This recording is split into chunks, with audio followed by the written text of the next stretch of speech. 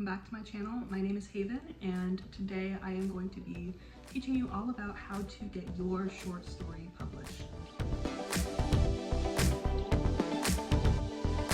So first of all, thank you so much to everyone who has subscribed to my channel or watched my videos in the last couple months, or just last month, I guess.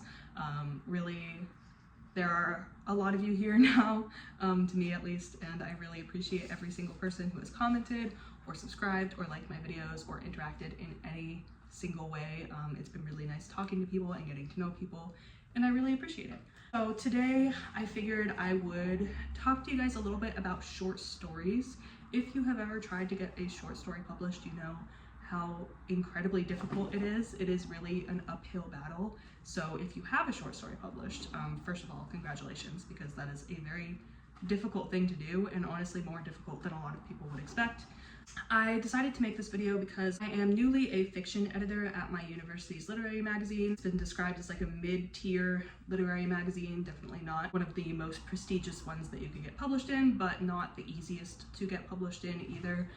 And after sitting through several meetings at this point, I can tell you with confidence that it is not very easy to get a story through. Really, I think just being on that other side of submittable gave me so much clarity on trying to get my own short stories published and why it's so difficult. So I figured I would come on here and spread that knowledge. I'm obviously not acting in any official capacity as my school's representative or, you know, my literary magazine's representative, but I just kind of wanted to come on here and give some background for the last few months, what I've been through, what I've learned. So I figured I would start off by giving you a rundown of what the selection process actually looks like for a short story. So I am just a regular editor. I am not the head editor of my literary magazine. When you submit a story to Submittable, basically what happens is it goes into this big catalog of stories that have been submitted to that magazine, and they all get, at least in my case, obviously I'm only speaking in my experience, I'm not sure every single magazine does it this exact way, I'm sure there's differences, but all of the stories go into a big catalog and they get split evenly between the editors to look at and review on their own. So on any typical month, I might get between like 15 and 20 short story submissions to look at and review. And what happens after I look at those short stories, I look at each one, I will give it either a thumbs down just to flat out reject it, I will give it like a maybe. Maybes are more rare, but sometimes they do happen if I'm unsure, or I will give it a yes, as in I want to push it forward for group discussion.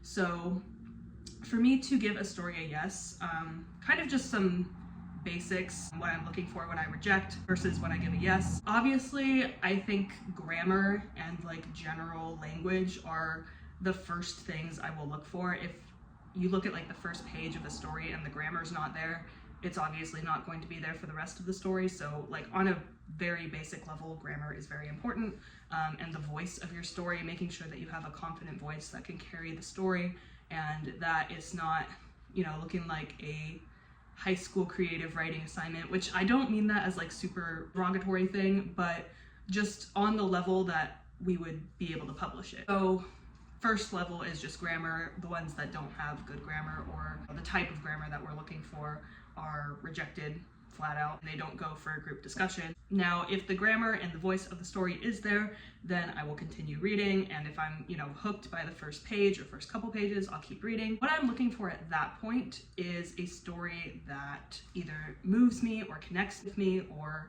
a story that I enjoy reading. And even if it's not any of those three things, if I see a story that I think is well written, but not like in my wheelhouse of things that I like to read, I will still push it forward anyway, so that I can get more people looking at it and more opinions on whether this is a story we should publish or not.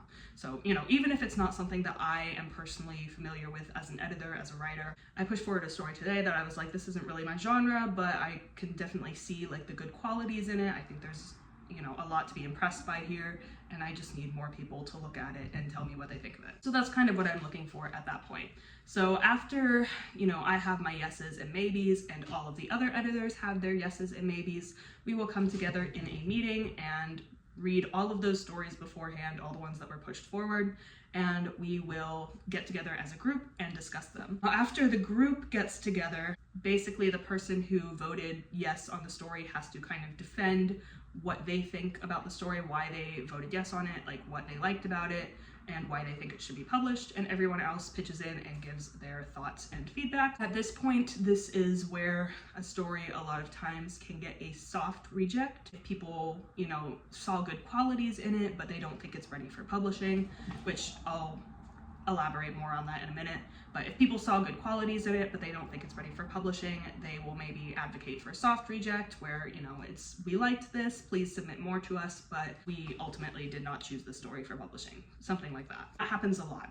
Sometimes somebody will push forward a story and it's just an all-around no, like other people don't really like it. Sometimes people will push forward the story and there's a big like debate back and forth. Basically after the meeting, we might have like 1 or 2 stories that are a yes for publishing, all the others will be soft rejected, and it is very, very difficult to get a story all the way through that process. So today that's really what I wanted to sit down and talk more about if you are somebody who is trying to publish short stories, so that I can help you really be an advocate for your own story and your own writing and hopefully get something published. Honestly, this is for me too, because I am still working on it, but maybe one day. Okay, so this portion of the video is going to be all of my tips for short story writing and for short story publishing. My number one tip, and the thing that I hear every editor say at my magazine, that I'm sure every other editor at every other magazine says as well, is to justify the length of your story. So what this means is the longer your story is, the better it has to be. And this, I will say, is specific, especially to literary magazines that publish in print, because physically we only have a certain number of pages allocated in our edition that go towards fiction. And if we have like a 12-15 page story, that's like half of our space. So it has to be like a really, really great story that everyone agrees with, everybody thinks should be there. And sometimes that's really difficult. Like sometimes we're fighting back and forth about it. But the number one thing I will hear people say when rejecting a story or voting no on a story is that it doesn't justify the length. And I do think this qualifies also for places that aren't publishing in print. You know, if you are querying books, you'll see that, you know, there's a typical word count that your story should be within, and ones that go way over that word count usually don't even get looked at, and there is a reason for that. It usually means if your story is too long, it means that it has not gone through the proper editing, because you can edit it down to just the most essential components that need to be there, that are supposed to be there. And a lot of times I see stories that there's too much going on, it's not focused enough, and just it needs a couple more rounds of editing and revising down specifically that page count. So I will say it's easier to get shorter stories published, especially if they are really polished and good. But the longer your story is, the more you need to really be checking that everything is there that needs to be there. There's no extra parts, there's no parts you could take out and say, like, oh, this isn't adding anything to the story. It really needs to justify the space that it is taking up. And that's honestly my number one tip. After that, I would say if your story is, you know, making full use of the page count, it has proper grammar, and everything is formatted well, you know. Next is language and meaning. So a lot of times I will hear people vote no on a story because the language doesn't move them. And that can mean like the voice of the story. It can mean specifically the way things are worded. I will say my opinion on this, I don't think a story has to have like super elevated language to be published. I don't think that at all. I think the language has to match the story and the character that you are writing about. And I think the language has to be compelling to read. It has to be interesting in some sort of way. And that could mean, you know, it could be a basic style of language, it could be super polished and academic. Like, it really, in my opinion, just depends on the story, but the language level has to be there.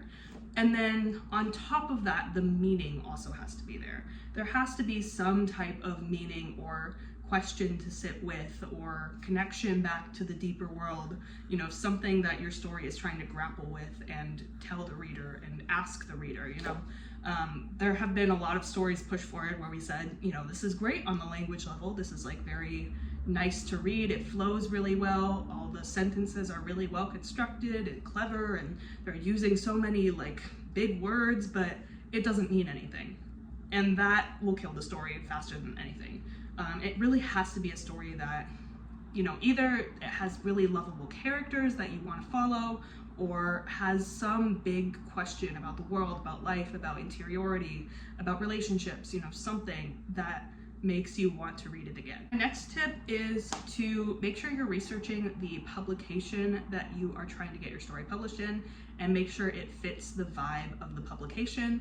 Not all magazines or places to publish have like a coherent theme or vibe of their publication, but some of them do have guidelines, like, you know, maybe they don't accept stories with overly profane language, maybe they focus on one specific theme, maybe they all like want to publish wholesome stories or grittier stories, or, you know, something along those lines. So make sure you are researching the place that you are trying to publish to, because it could be a reject just based off of that and nothing to do with your actual story or the quality of it itself. So do your homework. A couple more like publishing related tips. Make sure that your formatting of the story is readable.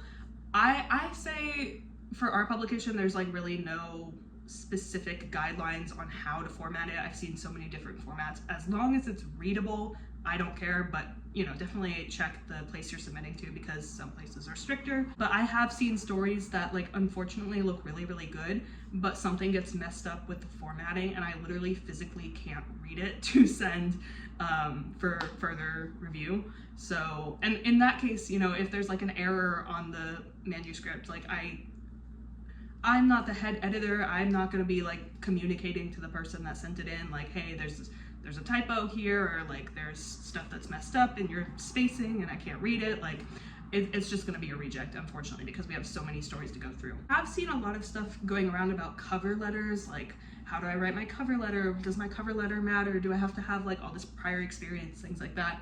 In my opinion, and this is my singular opinion, in my opinion, cover letter does not really matter. Honestly, I don't look at cover letters. Like, sometimes I'll go back and look at them after I read the story, but I always open the story first and read the story first without looking at like any qualifying information. Sometimes it can kind of help out if I know you've been published in other places, but really I'm always looking at the story first and then maybe the letter after. I did look at a letter recently because I really liked the story and I wanted to see what else this person had published, and then I went to read what else that person had published because I really liked their writing. But the cover letter itself I don't think is super, super important. One of my last tips is to make sure your story is unique and memorable in some way. So that can be, you know, you have unique and memorable characters, you have a unique writing style, you have some really interesting world building going on, some really interesting conceit that you're building your story off of.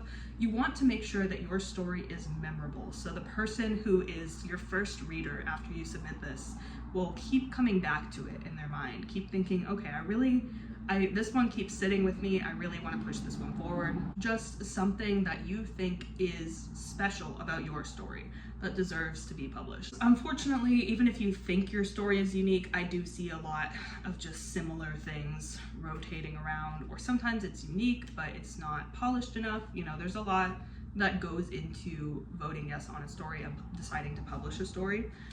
But you do want to make sure it's memorable in some way. So don't be afraid to take risks with your story. I think really that's the best thing you can do for yourself, is take risks and do something that hasn't been done before. Final tip when submitting a story is not to give up. This is something that I really have had to adopt, and I think querying a novel has helped me in this regard. Just thinking about how many times you need to put yourself out there to get a maybe or a yes.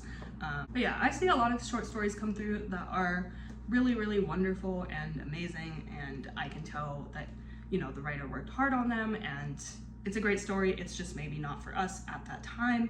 So don't give up when you're trying to submit your short story. Submit to as many places as you can. Give yourself as many chances as you can, and don't take a rejection personally. Know that if you get a soft rejection, meaning like a personalized rejection in any way, people really did like that story and enjoy that story, and they want you to keep submitting work. So soft rejection is a very, very good sign.